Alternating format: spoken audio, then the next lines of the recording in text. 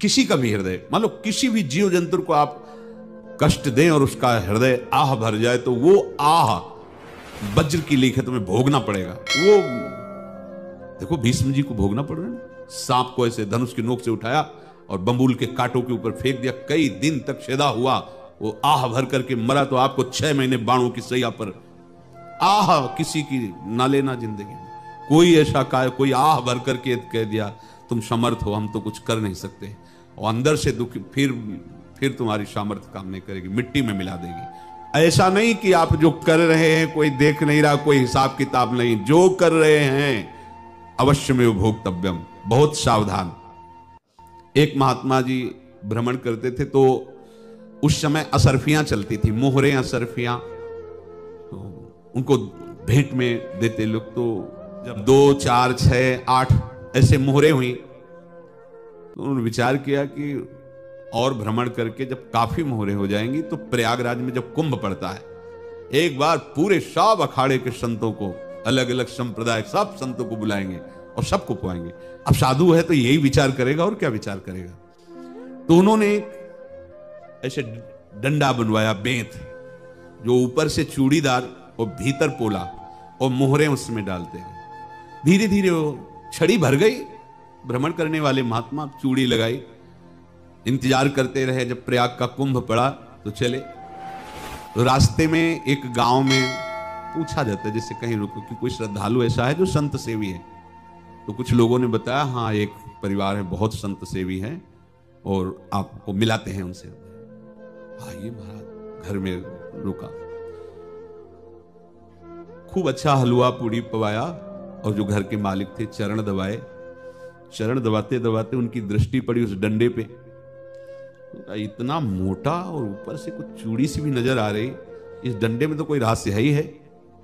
अब महात्मा जी को खवा पिला के सुला दिया। महात्मा जी जब सो गए तो पत्नी से धीरे से कहा, वो डंडा लाओ बाबा जी का डंडा। और वो चूड़ीदार जो ही खोला पलटाया तो सैकड़ों मोहरे। ऐसे संत रोज पधारे भगवान, तुम आनंद हो जाए फिर क्या। पत्नी से कहा, नाप के कंकड़ लाओ। वो तो महात्मा जी तो खाए खीर पूड़ी, आराम से सो रहे। रात में पूरी प्लानिंग करके उसमें कंकड़ भर के चूड़ी लगाकर सिराने रख दिया, सारी मोहरें हटा ली।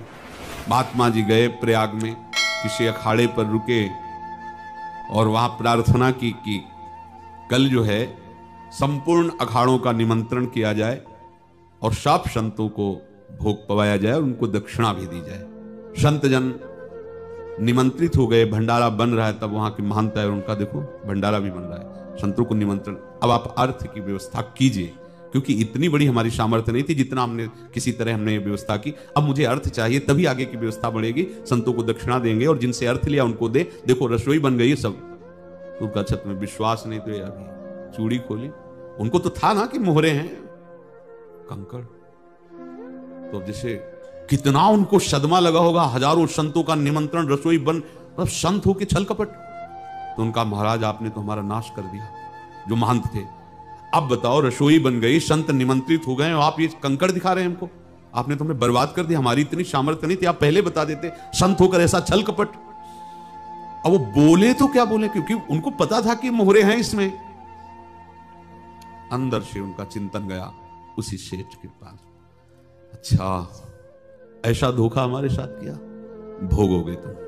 अब इनका कैसे मुंह दिखाएं, अब क्या करें। सुबह संत जन आएंगे, सबके बीच में हमारी कि देखो इन्होंने, अब क्या करें।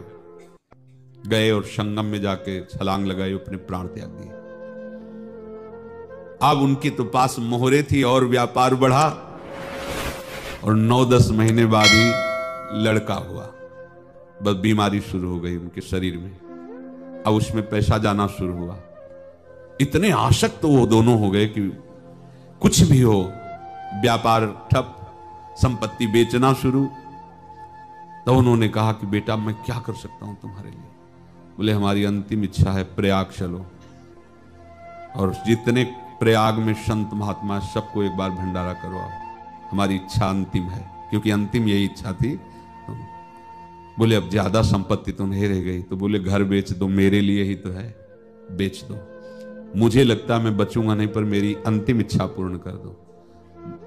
घर बेच दिया, जेवर बेच दी। वहां गए, जब संत सेवा की तो बोले मुझे संगम तक ले चलो।